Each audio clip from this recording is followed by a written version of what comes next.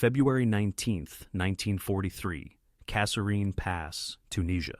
The wind comes in hard off the hills, thin and cold, and it carries the taste of grit.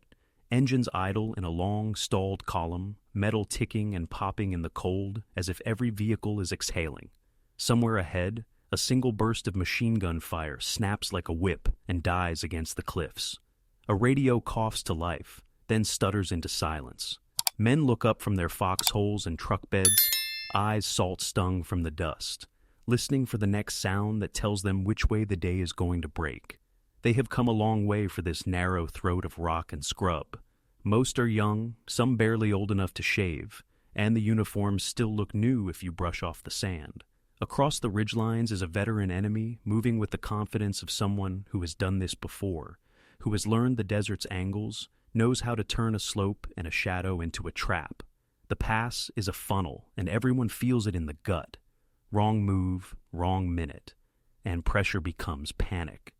A chaplain mutters a quick prayer. A mechanic tightens a fuel line and wipes his hands on a rag that was clean an hour ago. Somewhere up the column, a lieutenant rehearses a report he hopes he won't have to give. Another radio crackles. The voice is far away, flattened by static.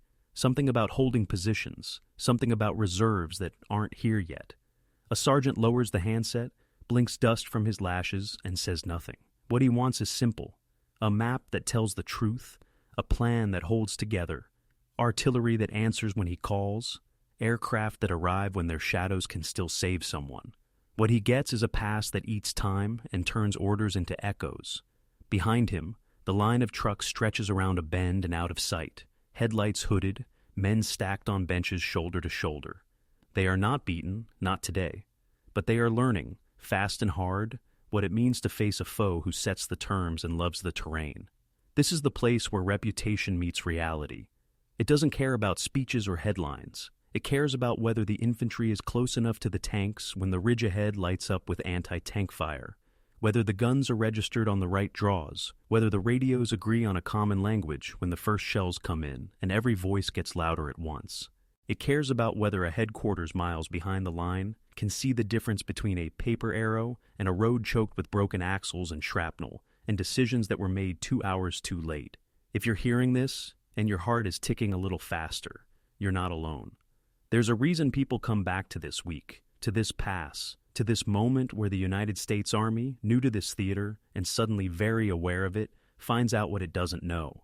And there's a reason we tell the story anyway, because the hurt of it became the blueprint for something leaner, harder, smarter. We're going to walk through the dust and the doubt and the near miss and show how a defeat in a Tunisian choke point turned into a set of choices that shaped everything that followed. If you want more histories told this way, close to the ground, honest about the fear and the cost, stick with us and subscribe to What If Wars, because the next 25 minutes will take you from confusion to consequence and back again. For now, listen to the hills. The sound comes low and patient, rumbling treads, then the thud of a single distant gun laying down a marker. Men flatten, count to 3, learn the pattern. A medic tucks a tourniquet into his pocket and checks it again. A tank commander peeks through the cupola and sees nothing but a wavering mirage and a smear of scrub, until a glint, just a blink, betrays a gun position on a shoulder of rock. He reaches for the radio, and the channel is already crowded with other people reaching for the same lifeline. The message he needs to hear is simple. Who is in command here, and how close are the guns? Somewhere behind these ridges, in a place where the dust doesn't sting the eyes so much, a headquarters scribbles on a map and pushes arrows in directions they believe still exist. A controversial order will soon move a unit that doesn't want to move, and men will curse into the collars of their coats as they obey. And the gap that opens will matter more than anyone predicts in that minute. Later, people will argue about who made that call and why. Out here, the argument is only whether if it isn't followed by steel and smoke. Down the line, a battalion rolls forward and vanishes into the haze, as if the desert simply swallowed it. No one hears from them for hours, and stories sprout like weeds. They found a cut through the hills. They ran into a wall of fire. They turned the wrong way at a fork no one marked because no one knew it was there. Every story carries a crumb of comfort or blame. Every story will be measured against what actually happened when the reports finally climb their way back up the chain. And there's a name circulating on the radios, said, with the careful hope people reserve for rumors that might save them. Thala, a town up the road, a place where someone is supposed to be making a stand, laying guns in depth, finding the rhythm that turns attack into attrition. No one is sure yet, but they want it to be true. They want to know that the pass leads somewhere other than another pass and another set of bad options. If this feels like a story about panic, it isn't. It's a story about learning speed. It's about the shock that teaches faster than any manual, the moment when men see the shape of the fight and understand, with the same clarity that makes a hand shake around a canteen, that the old habits won't do. Command has to move forward. Orders have to travel as fast as shells. Air and artillery and armor and infantry have to speak one language, not four. And logistics, the quiet, unglamorous river that keeps guns fed and engines alive, has to find new channels when the first ones are blocked by wrecks and fear and the physics of a narrow road. This week will hurt, but it will also harden. The enemy will spend itself against places with names like Thala and Sbiba, and men who thought they were only passing through will decide they are staying until the line holds. Lines on maps will turn into human choices, and those choices will become habits, and those habits will go to Sicily and Italy and, eventually, to a beach in France where the sky is low and the stakes are higher than a map can say. But first we have to understand how the pass became a trap and how the trap was set 2 towns back. We have to rewind to a morning that looked clear and open and full of confidence until the horizon cracked and the shape of the day changed in a single hard minute.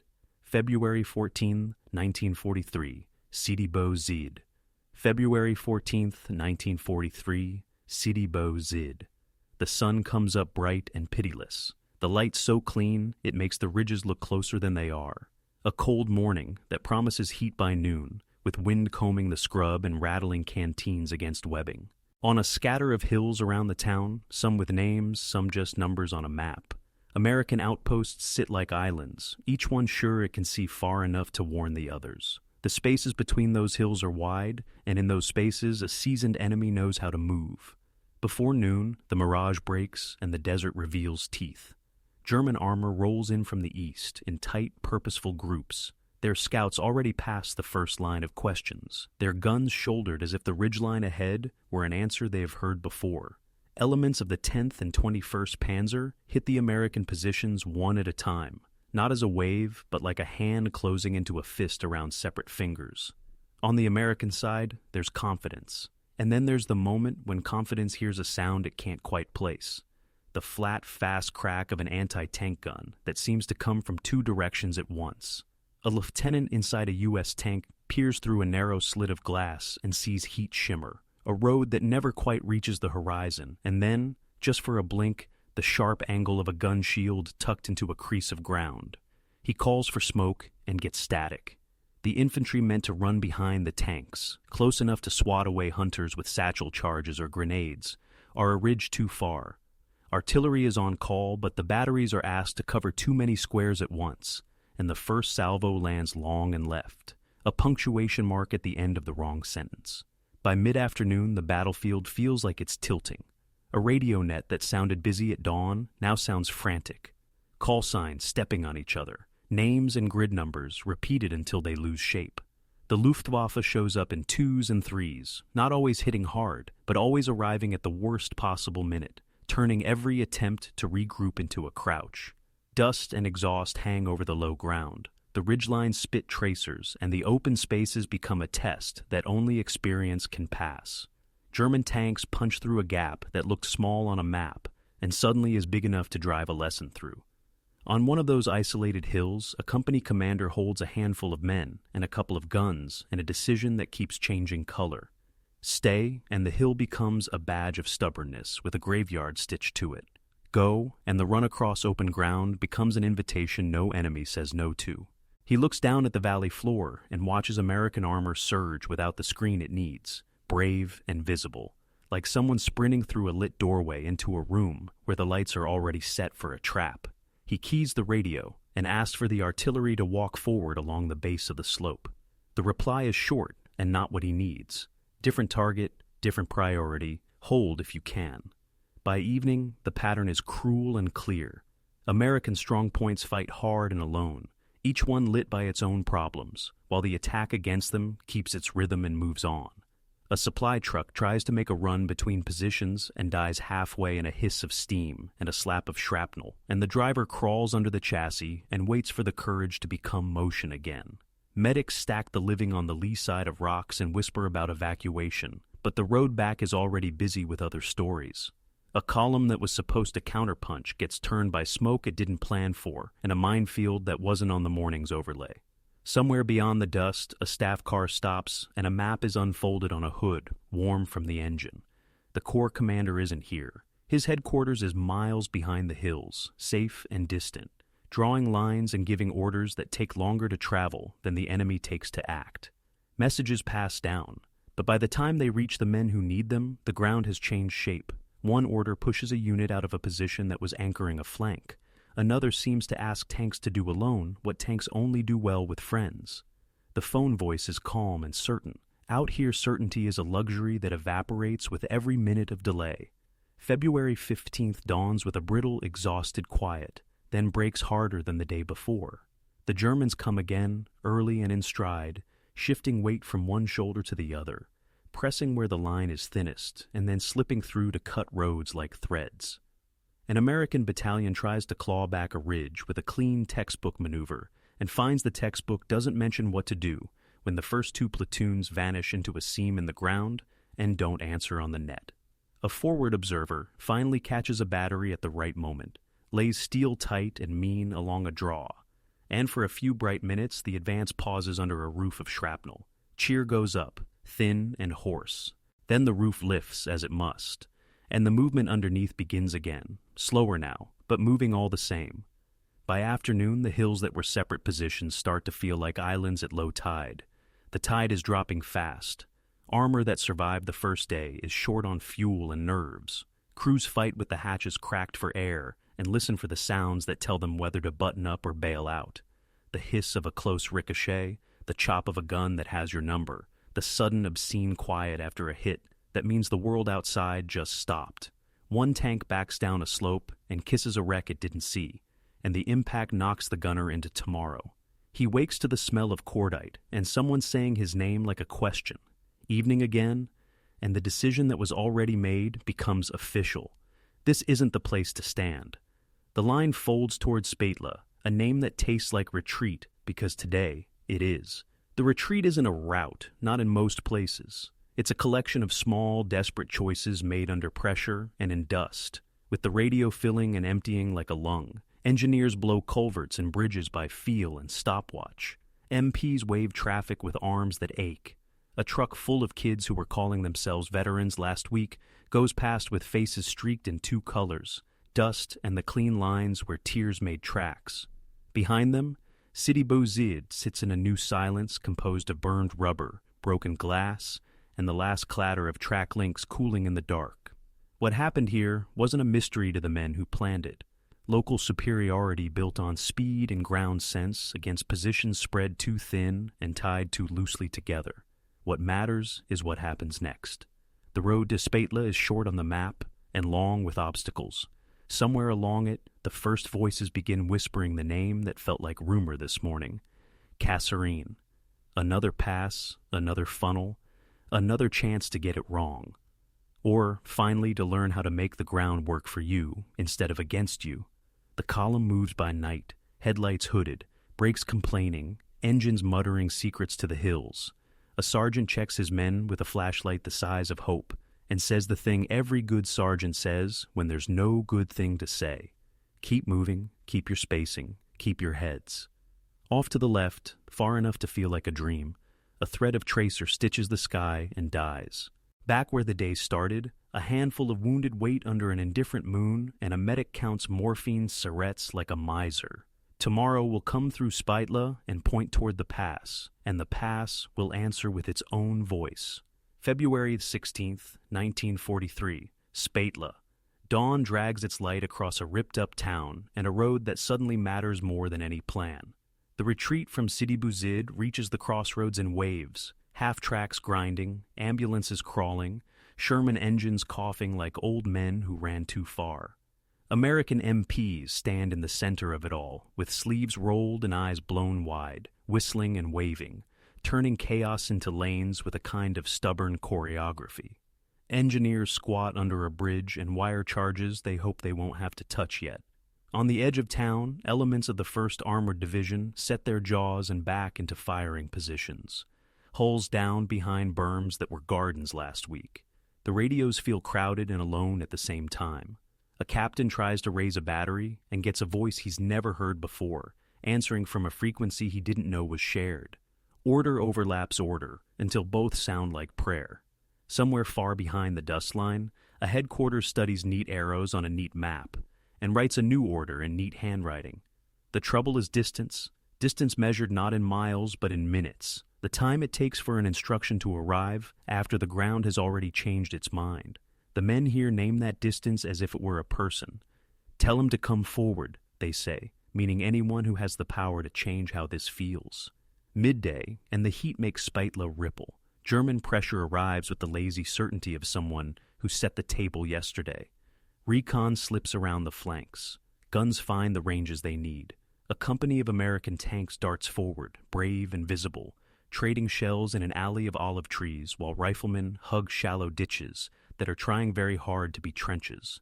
The Luftwaffe doesn't own the sky, but it squats there often enough to make every exposed minute feel like a dare. Stukas don't have to hit to matter. The sirens bend spines and burn seconds that no one can spare. When Allied fighters show, P-40s and Spitfires flashing in pairs, men point up with a relief that tastes like water. The fighters chase, claw, drive the noise away, and for a breath, the ground belongs to the men who are bleeding on it. By night, the town is a breathing thing, in with supply, out with the wounded.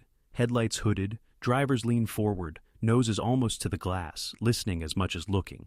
A wrecker drags a crippled tank into the shadow of a wall, and the crew tumbles out, counting themselves like inventory. A chaplain takes names in a notebook, whose pages stick to his fingers. Somewhere, a cook opens a crate he saved for a good day, and hands out coffee that tastes like permission to keep going. When the first charges blow on the east side culverts, the sound is less an ending than a sentence break. The line shifts west. February 17th. The pressure tightens. The Germans don't rush. They lean. A screen of guns walks shells across the approaches, while armor noses through gaps that only appear if you know where to look. A battalion from the 34th Infantry clings to a rise and lays fire, with a steadiness that seems older than they are. For a while it holds. The slope becomes a metronome of muzzle flashes, the valley a bowl that fills with smoke, and then the ridge turns porous, and voices on the net go thin and careful. Falling back by bounds, someone says, because there are rules even when everything feels ruleless. The retreat becomes a discipline. 2 vehicles move, 2 watch. Men count to 10 under their breath, and then run the next 10 yards. Behind them, command friction grinds. Reports travel up, decisions travel down, and the speed at which the enemy redeploys makes both sets of messages look slow. A liaison pilot in a fabric-winged kite circles low, marking the road with his shadow, writing coordinates on his lap with a blunt pencil. He sees the hazard that the map missed, an S-curve blind as a blindfold, and radios it in. The reply will find the right ears later. After the jam, there has already swallowed a dozen vehicles that didn't know they were in line for an accident. Night again. Men sleep in sitting positions with helmets sliding forward over their eyes. Brakes burn, boots blister, tempers flash, and then go gray with apology. Someone says the word Kasserine like it's both a destination and a diagnosis. The pass is west, a cut in the hills that promises shelter if you can get through, and a trap if you can't. The road to it is a thread. The thread is fraying. February 19th, Kasserine. The pass is a stone throat, narrow and echoing, every noise doubled back on itself. The first trucks slide in before dawn, engines low, men shivering from cold, and from what comes after cold. The defiles here decide things without asking. If a wreck happens in the wrong place, hours turn to ash. If the guns are not properly zeroed on the teeth of the pass, men will learn about gravity and luck in the worst order possible. Allied units fold into the terrain as best they can. U.S. riflemen digging into scree as if they could convince rocks to be soil. Tank destroyers nudging their noses between boulders. A French company taking a shoulder of ground because it's there and because no one else can get there in time. Command is still too far and too quiet. A corps commander sits in a bunker, miles behind the noise, his voice perfectly clear on a line that is not. He wants order. The pass wants triage. Orders arrive to hold here, then fall back there, then hold again, and the line flexes like a bruise. Against that bruise, the enemy probes, then pushes, then presses with weight and patience. Their artillery plays the pass like an instrument, feeling for the harmonics of panic. Allied guns answer, sometimes late, sometimes perfectly. And when they are perfect, the ground itself seems to shudder with relief. The pattern is what matters. Lift, crash, lift. And the crews learn it until they can speak it with their eyes. Air pressure becomes a character in its own right. There are minutes when the sky belongs to the wrong flag and every motion slows into a flinch. There are minutes when Allied fighters arrive out of the sun and carve space for breath. In those small clearings, trucks surge, medics sprint. A replacement platoon dashes the last 50 yards to a line that needed them 5 minutes ago. Each small rescue is paid for with fuel and nerve. Both are running down. February 20th. The pass smokes like a forge. The enemy throws more weight against the choke point, looking for the seam, and finds it for an hour that feels like a year. A gap opens, not wide, just enough, and armored shapes begin to nose through. A U.S. tank destroyer section pivots hard and fires in quick, brutal pairs, the recoil slamming through men and steel, the result sudden and satisfying. The lead shape jerks, burns, blocks. The second tries to edge around and meets the same end. The gap shrinks by the width of one wreck, then two. The wrecks are ugly blessings. Still, the truth cannot be ducked. The pass won't hold by itself. Not today, not with orders that travel at the speed of paper, and a dozen roads that all want to be the main road at once. The withdrawal tilts west again, measured and swearing, and names begin to gather ahead like a weather forecast that might finally be good. Thala, Sbiba, towns with artillery already digging in, British gunners registering likely approaches and laying a geometry that feels like confidence. American stragglers hear it secondhand, how, at Thala, the guns sit wheel to wheel and the forward observers speak in a tone that doesn't wobble. How at Sbiba, the approaches tighten and anti-tank belts have teeth. The column moves with purpose now, even if purpose tastes like defeat in the mouth. MPs clap fenders and point. A British officer on a motorcycle tears past with a map flapping against his leg like a wounded bird. A French patrol slips into the hills to keep rumor honest. In the dark, someone starts to believe that the road west does more than run away. It leads to ground chosen, not imposed. It leads to a place where the fight will meet a plan that fits. Out in front, scouts glimpse the first twist of the road to Thala. The night air smells different, cooler, higher, edged with pine. Behind them, Kasserine still growls, not finished, not yet, but the sound is losing its certainty. Men ride with their chins tucked into their collars, eyes half closed against grit, and picture a line that doesn't bend when pushed. Tomorrow they will find out if that picture holds. Tomorrow, Thala and Sbiba will have their say. February 20th to 22, 1943, Thala and Sbiba. The road climbs and narrows, the air turns thin and pine-edged, and for the first time in a week, the ground feels chosen instead of suffered. At Thala, the guns arrive first, British batteries rumbling in after dark and unlimbering so close the wheel rims kiss. On the slope above town, American forward observers pick their perches in the rocks and run cold hands over binoculars, tracing the lines where an attack must come because there is nowhere else for it to go. At Sbiba, French troops tuck themselves into folds of hill and whisper in a calm that sounds like they've been here forever. The pass behind still growls, but the sound is losing its certainty. Here, the map begins to belong to the men holding it. Dawn finds everything in its place, and no one's sure it will be enough. The first German feelers touch the approaches with the polite efficiency of a craftsman testing wood before the cut. Recon vehicles nose in and vanish again. A few shells walk the ridge to see what wakes up. Then the weight arrives, armor shouldered behind an artillery screen, infantry riding the tread marks, the soft punctuation of mortars stitching the gaps. The valley floor shakes in a slow roll, like a drum tested for pitch. At Thala, the British gunners wait for the word and watch their watches as if time itself can be argued into behaving. The forward observers speak numbers and slopes in a single clear phrase, stand by. And then the hillside coughs flame in a straight, impossible line. The pattern is the thing. The first salvos come in laddered steps, feeling for the lane of approach. Then the lift is called, and the crash follows. Not wild, but exact. An iron curtain laid low across ground, a tank must cross slowly. Back in town, you can see it by sound alone. The rhythm tightens until it's almost music. Set, lift, set, lift. And with each lift, the advancing shapes try to edge forward into a new patch of ground that immediately becomes old.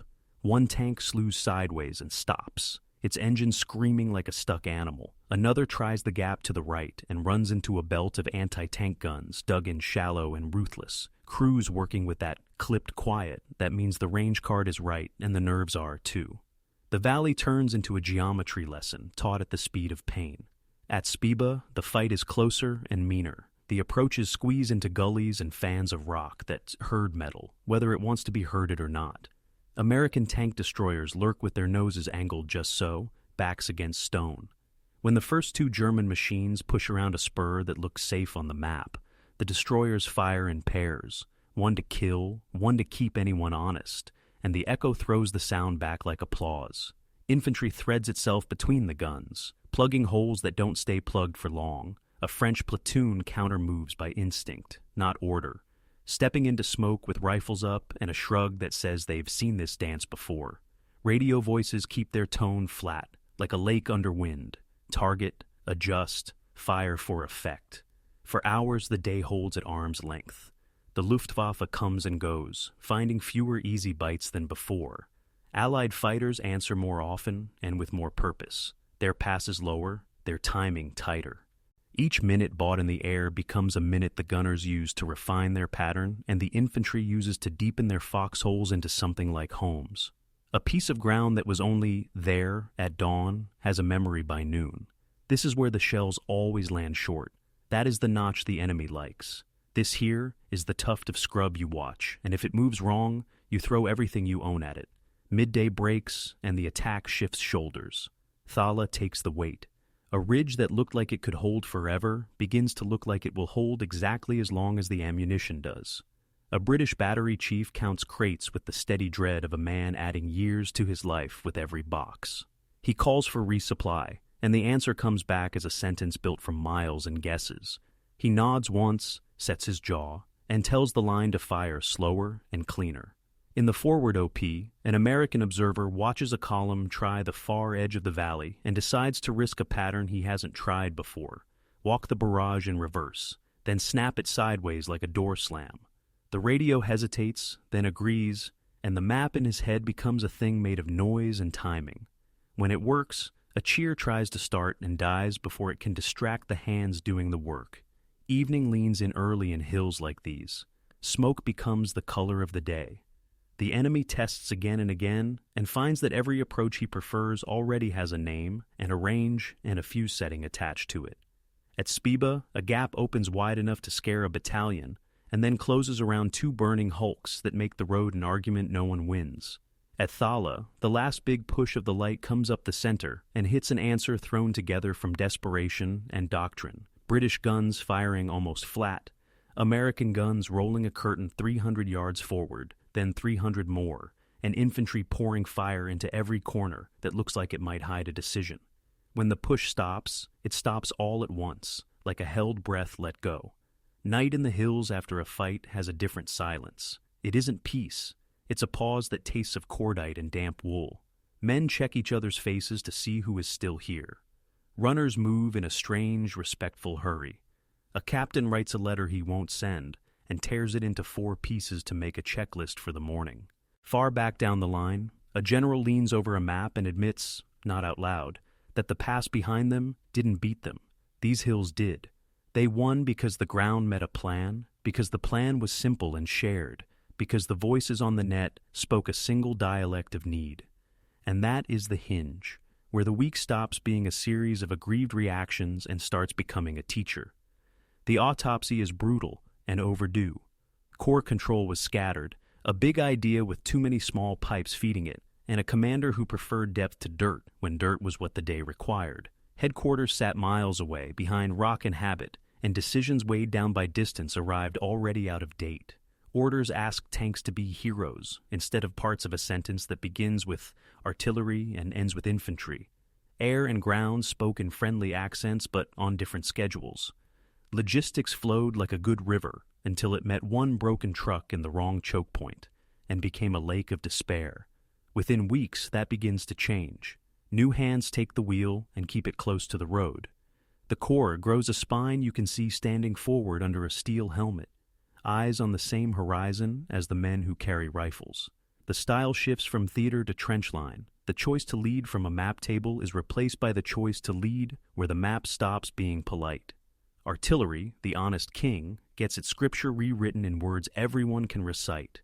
Register first, suppress longer, lift on command, never send armor into a place you haven't already taught to fear steel. Infantry learns to live under the moving roof and rise with it. Tankers learn that the bravest line is sometimes the line they hold until the second hand says the sky and the guns have done their part.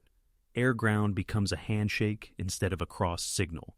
Radios are tuned to common sense as much as common frequencies. The man on the ridge knows what to ask for, and the man in the cockpit knows how to answer without asking for a translation. Logistics, insulted and essential, starts to think like a fighter. Depots scattered, routes alternated, wreckers at the ready, recovery teams treated as combat multipliers instead of afterthoughts. The next time a road tries to become a trap, it finds itself competing with a dozen other paths laid down by people who have exactly run out of patience for preventable disasters.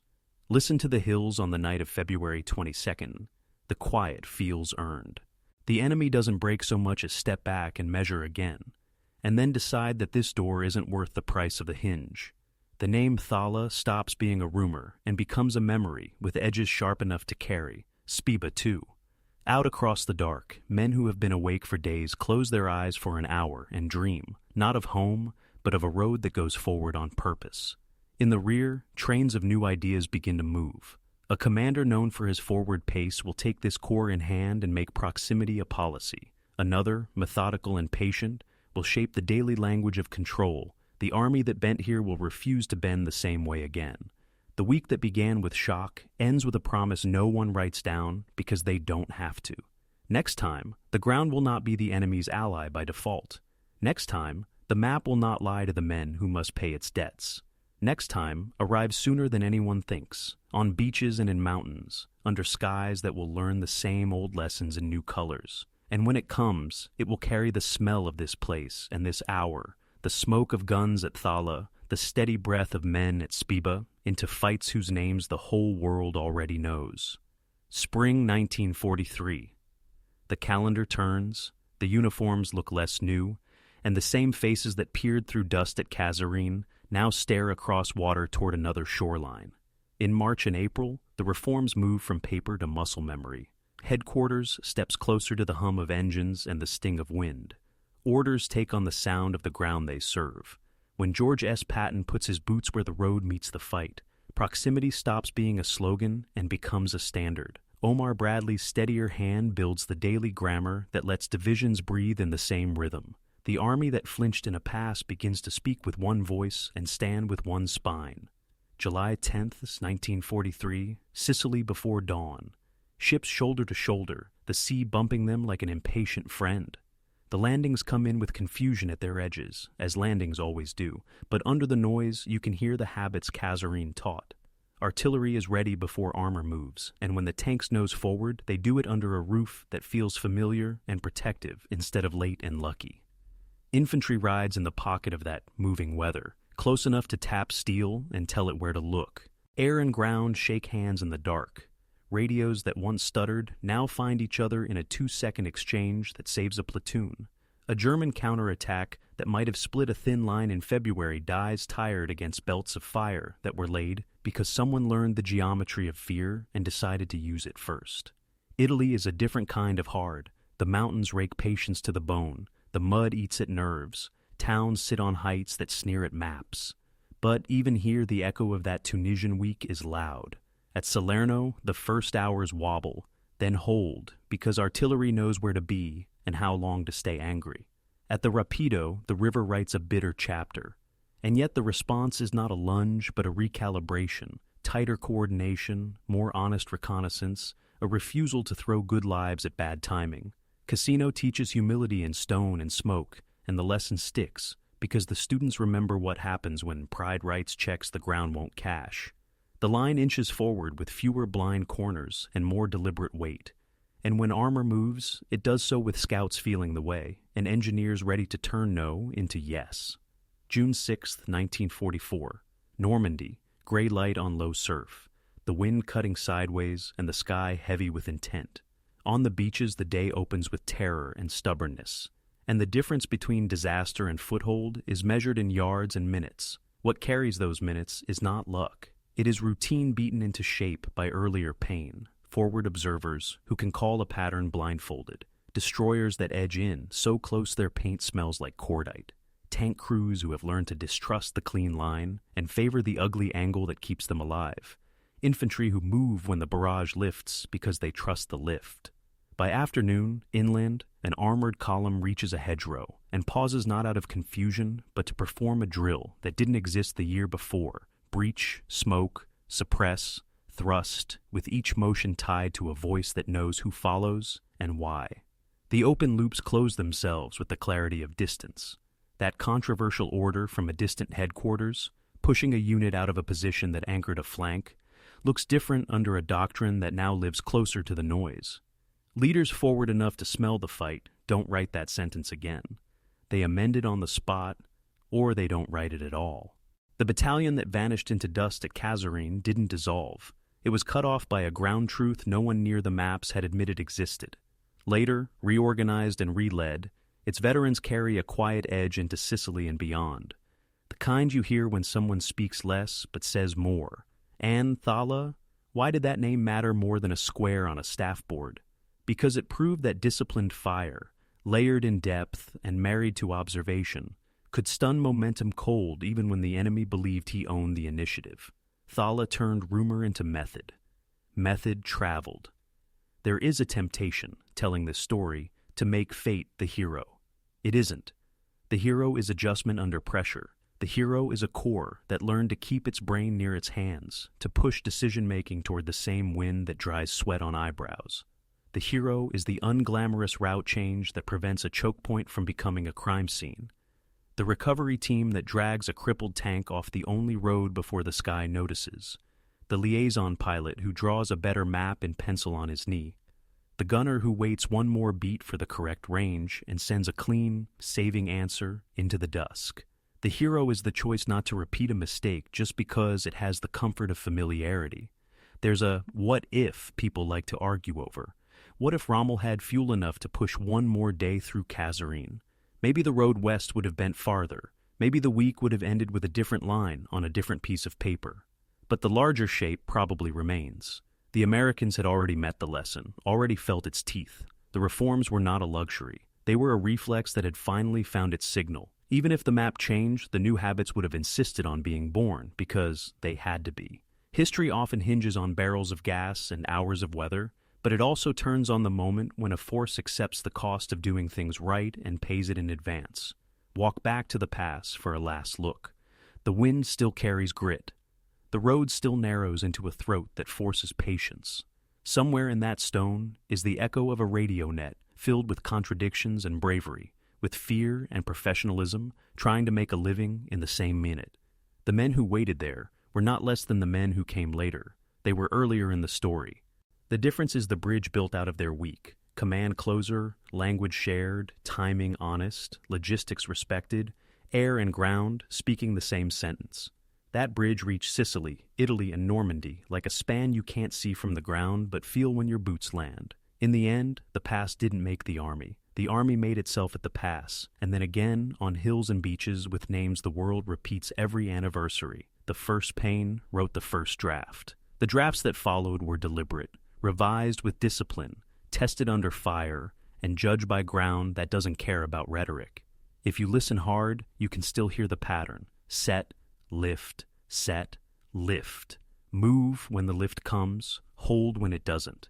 Never let distance slow the truth. That is how a narrow cut in Tunisian rock became the wide road to competence. That is how a necessary failure paid for later success with interest.